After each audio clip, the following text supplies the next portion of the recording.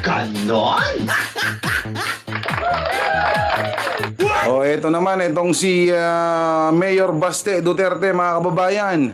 Ito po ay anong September 18, 2024 dyan sa may Gikan sa Masa para sa Masa. O, ang sabi nga po dito ni Mayor Sebastian Baste Duterte, mga Dils Hod, shoutout sa'yo. PBBM, syempre naman, di ba? PBBM tayo. O, ang sabi dito ni Mayor Baste, mga kababayan, dyan sa may Gikan sa Masa para sa Masa. Wait until 2028. Okay? Ang pagbabalik or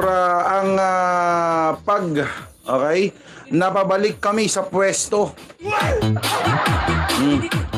I will volunteer myself to become a Secretary of National Defense. What? Yan ang sabi ni ni Mayor Baste Duterte, mga kababayan, ha. I will volunteer myself to become a Secretary of National Defense. Uunahin natin ang anti-insurgency war at drug war sa Ilocos Region. Lalong-lalo na sa Ilocos Norte dahil madaming NPA at mga adik doon. Pupulbusin natin ang Norte tulad ng ginawa ng tatay ko sa Marawi City para matapos na ang problema sa mga NPA at mga adik. Yan po ang tinuran nitong si Mayor Sebastian Duterte. Anak ka lang po. Anak ka lang po. Bago mo linisin yung ibang lugar, ay linisin mo muna yung yung nasasakupan mo. Kasi nga, 'di ba, mga kababayan, nung mga nakailang araw po ba 'yon o kamakailang araw, meron pong balita na 37, okay, 37 na empleyado po ng munisipyo ng Davao under Sebastian Duterte po ay nagpositibo po. Oo, nagpositibo saan? Sa pregnancy ba yan? Hindi po. Nagpositibo po sila sa droga. Bot sa kambing na may bang? Ganon? Diba? Anak ng patuka naman, Tsaka isa pa yung sinasabi mo mga NPA, kamakailan lang pulong may mga nahuling NPA diyan sa Davao na naman, Tapos sasabihin mo pupulbusin natin. Pupulbusin ninyo ang NPA, di wow. Anak ka lang po. Diba?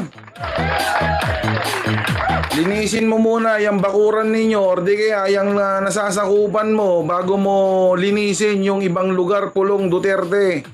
Sebastian, sorry. Diba, linisin mo muna. Baste, yung munisipyo mo. Bakit may mga nagpapositibo dyan sa droga? At isa pa, mga kababayan, Boss Saint Benedict, ayan, basta unahin mo muna ang Davao City Hall, tama? At saka pulong, unahin mo munang itong mga kalsada natin dito sa Davao City. Diyos ko po. Diyan sa Ilocos, kahit magkaroon ng bagyuhan diyan, hindi po nagrereklamo yung ating mga kababayan diyan sa Ilocos. Totoo 'yan. Hindi tulad ng mga ibang mga, Diyos ko po, ibang mga lugar, kala mo talaga kapag nasalanta sila ng bagyo ay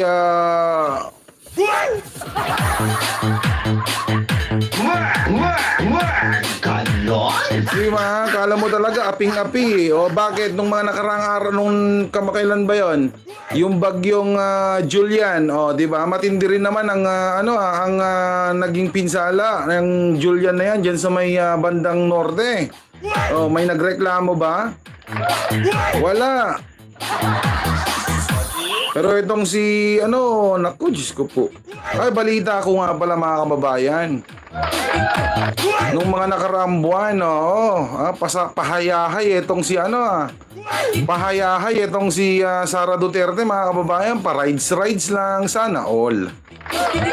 Anak ka ng pu. Di ba?